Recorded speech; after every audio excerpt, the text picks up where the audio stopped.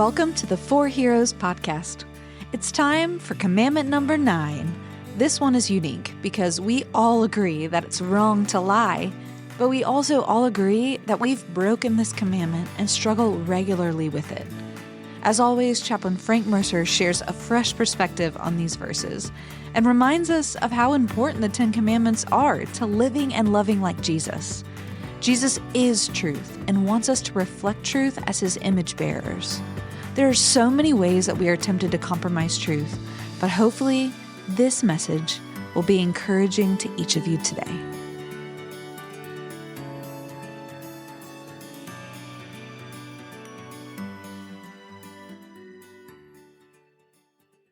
We are to commandment number 9. There's only 10 of them, so we're nearly there. Commandment number 9. Exodus 20:16, you shall not give false testimony against your neighbor. This commandment is about lying. I'm pretty good with commandment number 9, aren't you? We may be a lot of things, but we're not liars. You know, I'm like 75% honest 80% of the time. There was a book called The Day America Told the Truth, and there was a lot of research done on this book, and one of the things The Day America Told the Truth says is that 91% of us lie regularly. I think the other 9% lie all the time. Pretty much everybody condemns lying. We all think it's wrong, but pretty much everybody lies. Every single day. I mean, if lies were blue, we'd all be Smurfs. It's like that. A lie is any misrepresentation of reality. To tell a lie is to say something that is not true, to speak falsely with the intent to deceive. That all sounds pretty bad, doesn't it? Yeah. So what kind of lies do you tell? There are a bunch of different kinds, you know. There are whoppers, big old lies. You can't believe they believed it. There's little lies, half-truths, fibs. There's misleading silence, where people assume you think something just because you were trying to fly under the radar. Lies that make you look better than you are, lies that make other people look worse than they are, exaggerations. When I was younger, a younger man, my height, it used to really bother me, you know. I was pretty well convinced that I was 5'11". I am not. Yeah. It even said on my driver's license 5'11". Then when my sweet wife confronted me on it, I said, okay, yeah, I'm probably more like 5'10". Also not true. So my driver's license went from 5'11" to 5'10". My driver's license now says I'm 5'8", which is pretty close. Yeah, I think I'm just shrinking. I don't lie anymore about my height. Sometimes lie about my weight. My driver's license says I weigh 200 pounds, and I haven't weighed that in a really long time. But I am 5'8". We exaggerate when we describe something as way better or way worse than it actually is, all in an effort to get sympathy or praise. Here's another kind. Flattery. Speaking of size, are you losing weight? I've known you all these years, and you look like you haven't aged a day. Flattery. Saying something to your face that I would never, ever say behind your back. Flattery is a form of a lie. It's trying to earn favor with hopes of cashing out later. The opposite of flattery is gossip. If flattery is saying things to your face that I would never say behind your back, then gossip is saying things behind your back that I would never say to your face. There are white lies. Starts as something really small. Sorry I'm late. Traffic was unreal. It was just crazy. Sorry I'm late. The grocery store was so crowded. There's nobody in the grocery store. Those kinds of things. Oh, you were trying to reach me? I've been having trouble with my phone. In fact, my phone just died. Is the party, or insert graduation or wedding or whatever other kind of event this weekend? Dang it, I'm going to be out of town.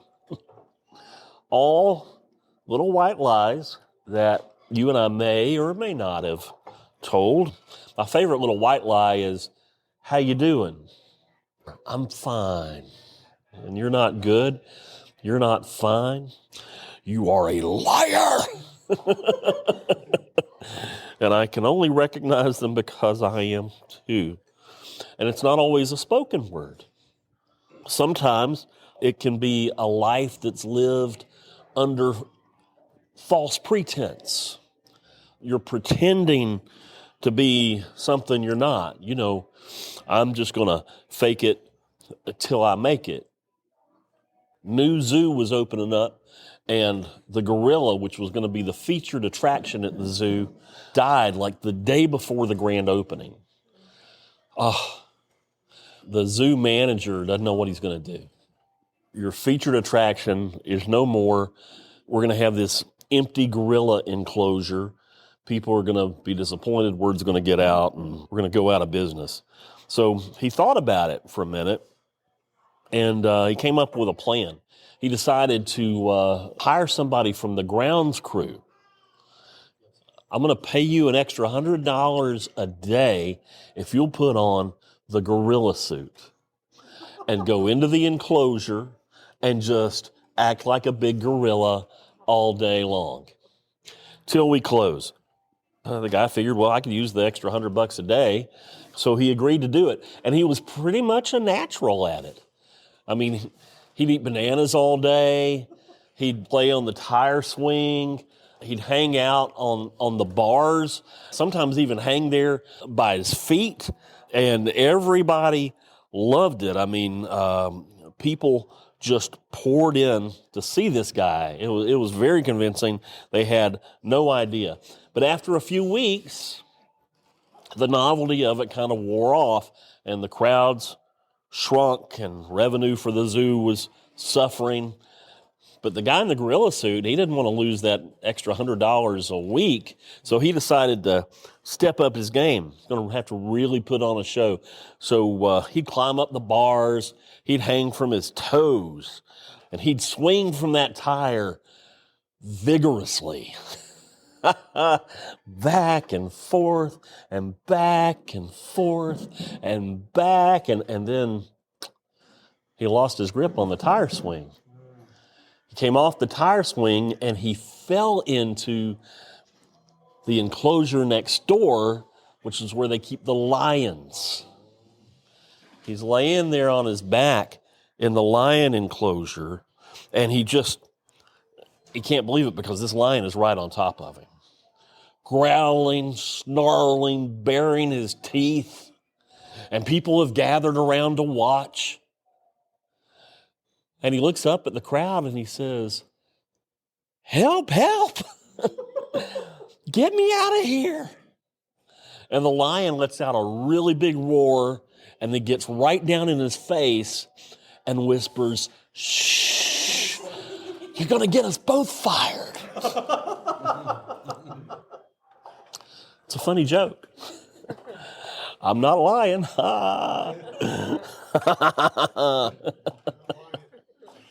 According to Psychology Today, there are a number of reasons why people lie. Here are the top 3. 1, people lie to avoid being judged or feeling shame. I have done that. 2, people lie to avoid punishment. I've done that. 3 people lie to protect themselves from retaliation. They got me on all counts. So let's see. Some of you didn't care for the lion joke much. Let me try another one. Man's pulled over for speeding, going 85 and a 45. Officer walks up, asks for his license. Guy says, I don't have one. It's been suspended. Well, that's bad. Officer asks for registration. The driver says, it's in the glove compartment, but don't bother. My name's not on the registration. I stole this car. The owner's in the trunk. The officer asks him to get out of the car. He restrains him, and he calls for help. His lieutenant shows up. And the lieutenant takes the guy aside from where the officer is and wants to know, what's going on. Officer says, your license has been suspended. The man says, oh, no, that's not true. It's in my wallet, my back pocket. Lieutenant checks, and sure enough, license is current. There's no record on the computer of it being suspended. He says, what about the registration for this vehicle? Oh, it's in the glove compartment. He checks. It's in the glove compartment, and it has his name on it. He said that the owner of this vehicle is in the trunk of the car. He says, well, pop open the trunk and you'll see. There's nobody in the trunk of my car. He pops open the trunk of the car. It's only a spare tire back there. The lieutenant says, I don't know what's going on. Your license is good. Your registration is good. There's no body in the trunk of your car. And the driver says, I bet the officer told you I was speeding too. No? No. Well, be that as it may. So every now and then somebody in the fire department gets into trouble. Sometimes, not always, the fact that they're in trouble gets to me first. Or that person has been found out and now they have an appointment with the chief. And they're dreading it and they ask me for advice. This is what I always say. This is what I say about Chief Hill, and I would say it about Chief Mundy, or any of the chiefs or directors I work with. I love Chief Hill, And one of the things I love about him is his capacity to extend grace and mercy. And even though sometimes I've seen people get second chances, third chances, even fourth chances, and it comes back and bites the chief, he continues to extend grace. But you need to listen to me when I tell you this. Do not lie to the man. Do not lie to him. It doesn't make anything better. It's only going to make everything worse. At its core, commandment number 9, like all of the last 6 commandments of the 10, is really about learning to love your neighbor well. Truth matters because it holds people together in community, like an invisible thread of trust. And whenever, wherever lies have been told, community is damaged and that thread becomes frayed and unraveled. And you'll discover that you have fewer friends, less support, no sense of tribe or community. Lies wreck homes. They split churches. They poison relationships.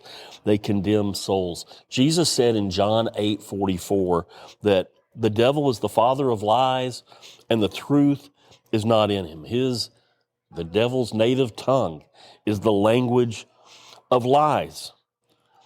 Anytime he happens to speak a truth, he only speaks with the intention of manipulating that truth in order to tell a more convincing lie while inviting more chaos and distortion. So when we tell lies, it's because we've learned to talk the way he talks. I may have mentioned this to some of you at 911 a couple weeks ago. One of the supervisors was given instructions to her team. It had to do with a report that she needed them to fill out. She finished her instructions by saying, "And whatever you do, don't lie to me." And when she said that, she looked at me, the chaplain, and said, "Because God hates liars, right?" And she winked at me like she and I knew something about God that the rest of them didn't know. And all I could do was smile back and say, "No, God actually loves liars. He just hates the lies."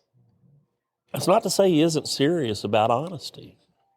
So there's only one time in the whole New Testament that God struck somebody dead. That's Ananias and Sapphira in Acts chapter 5, and it was because they lied. Is God serious about honesty? Yes, absolutely. He is a truth-telling, promise-keeping God. He is, and he does not and cannot lie, and he expects the same of us. Remember what we keep saying, that the commandments are not a ladder that if you take every step, you can eventually get to God. They are a mirror that show us how broken we are. We're liars. We lie to everybody, and most of all, we lie to ourselves. We're broken. We need a Savior. Tim Keller's absolutely right when he says we're more sinful than we ever dared imagine. You discover that when you study the commandments. I'm in deeper than I ever would have dreamed. But also, he says, we're more loved and accepted than we could ever comprehend. Other religions are going to invite you to clean up your act, straighten out your flaws so that you can gain approval, earn acceptance. Christianity is different because it shows you a God who knows the truth about you, the truth, the whole truth, nothing but the truth. He knows it all. There's nothing you could tell him that he would be unaware of. There's no part of you that you could reveal to him and have him say, "Oh, well, that's disappointing. I didn't know that." Nothing. He knows all about you, and he chooses to love you anyway. He loves me in spite of me. He loves you in spite of you, and it's not because of who we are.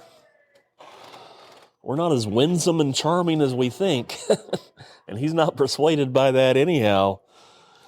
It's not because of who you are or aren't. It's because of who he is.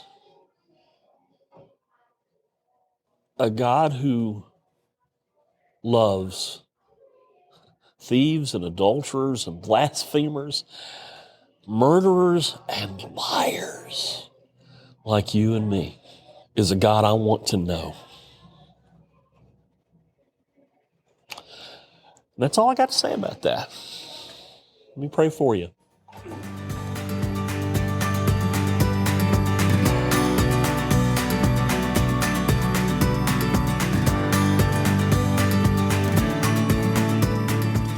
Thanks for listening to the 4Heroes podcast. God knows that truth is essential to living healthy, hopeful lives. It's hard sometimes, and we justify our decisions to hide, bend, or disregard it, but centering our lives on truth is God's best for us. He knows that lies kill, steal, and destroy. As we close this episode, we'd also like to invite you to invest in 4Heroes.